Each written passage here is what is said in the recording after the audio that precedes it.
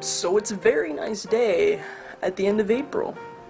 The sun is shining, the birds are chirping, the snow is blowing.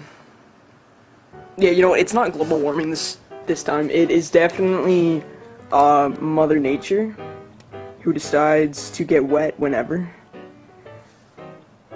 Who snows at the end of April? There's 3 days until May. Who decides to snow? Mother Nature. Mother Nature. I'm telling you. It's not global warming. This bitch just doesn't know when to not get wet. It looks like there's things coming out of my head. Okay, so I'm not going outside in that. But here is what April brings you. Anyways, this is a quick little video. I do remember April 2007, we had a snow day when I was in 10th grade. But this is worse. That was the beginning of April, this is the end. Anyways, I'm gonna go before I shoot something.